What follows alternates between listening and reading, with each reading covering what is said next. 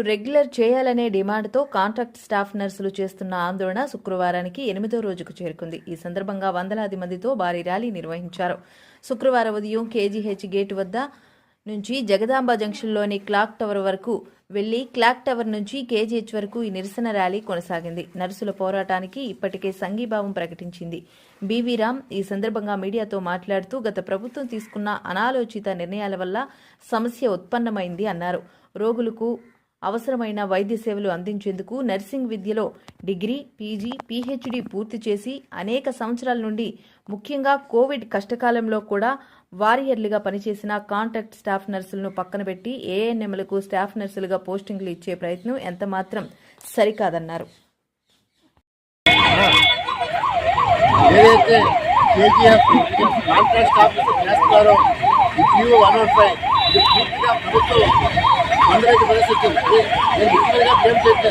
అధికారులు తప్పులో పట్టిస్తున్నారు. మరి వీళ్ళు రెగ్యులేషన్ చేయమని గత 10 సంవత్సరాల నుంచి 15 సంవత్సరాల నుంచి డిమాండ్ ఉంది. మరి ఇవాళ సచివాలయం ఏఎన్ఎంఎల్ని ఏ రకంగా తెచ్చారనేది అర్థం కాని ప్రశ్నగా మారింది. ఈ రోజు వీళ్ళేమో ఏఎన్ఎంఎల్ పెంచబచ్చట్లేదు. మాకు న్యాయం చేయడం కోరుతున్నారు. ముఖ్యమంత్రి చంద్రబాబు పై కూడా పవన్ కళ్యాణ్ మా నమ్మకం ఉంది. మా సమస్య కోరుతాను. నేను ఒకటే డిమాండ్ చేస్తాను. దయచేసి ముఖ్యమంత్రి గారు ఒక కమిటీతో మీరు భేటీ అవ్వండి. మీకు తెలుస్తుంది, ఎందుకంటే అధికారులు తప్పులో పట్టిస్తున్నారు. ఈ సమస్యని చిన్న సమస్యలు కాస్త పెద్ద సమస్య మారుతుంది, గట్టిగా మారుతుంది. దయచేసి 2-3 రోజుల్లో ఒక కమిటీతో మీరు భేటీ అవ్వండి, న్యాయం తేల్చండి. నిజంగా మీరు ఏం చెప్తే అది మీరు ఫాలో అవుతారు తప్ప మీకు వ్యతిరేకించే మనం చేస్తాను.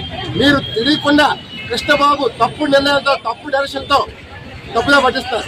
అంత దయచేసి కోరిక ఒకటే, తెలుగు శక్తి మీరు సోమవారం నాడు ఒక కమిటీకి అవకాశం ఇవ్వండి, మాట్లాడండి, మొత్తం ఎక్స్ప్లెయిన్ చేస్తారు. అప్పుడు మీరు నిర్ణయం తీసుకోండి. అప్పుడు దాకా జీవో బంప్ అయిపోయి రద్దు చేయమని చెప్పి డిమాండ్ చేస్తారు.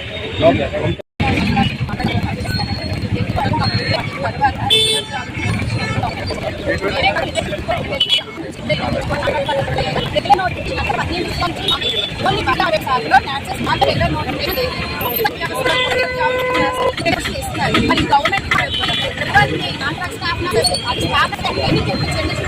అర్థం కావట్లేదండి. ఈనాడు మేము పేషెంట్కి రోడ్లు ఎక్కాల్సిన పరిస్థితి వచ్చింది అని అంటే 15 సంవత్సరాల నుంచి మేము ఇంత కష్టపడుతున్న గవర్నమెంట్ మమ్మల్ని గుర్తించట్లేదు. కోవిడ్ ఒక 3 సంవత్సరాలు మన ప్రపంచాన్ని ఎంత కలిసివేసిందో అందరికి తెలిసిన విషయం. అలాంటి సమయంలో కూడా ఎవరైతే ఉన్నారో వాళ్ళకి సంబంధించినటువంటి పిల్లలు కట్టుకున్న భార్య కూడా వాళ్ళని తాకలేని స్థితిలో వదిలేసినప్పుడు కూడా మేమే గంటలు 8 గంటలు 12 గంటలు ఫిట్ వేసుకొని పేషెంట్కి అతి దగ్గరలో ఉంటూ సేవలు చేసిన వాళ్ళ స్టాఫ్ నర్సెస్ మాత్రమే చేసామండి. దయచేసి గవర్నమెంట్ మేము విన్నవించుకుంటున్నామండి. మా కోవిడ్ సర్వీస్కి మిగతా ఏదైతే సీజనల్ డిసీజ్ వస్తాయో ప్రతి డిసీజ్కి భయపడకుండా దగ్గర నుండి సేవ చేస్తున్నటువంటి కాంట్రాక్ట్ స్టాఫ్ నర్సెస్ చేయండి.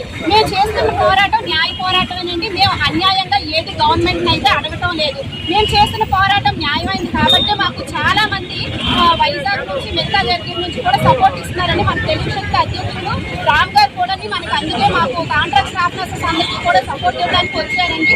అలాగే కాకుండా మిగతా చాలా మందికి కూడా మేము బీజేపీ, టీడీపీ ప్రతి ఒక్క నాయకులు కూడా కలవడం జరిగిందండి.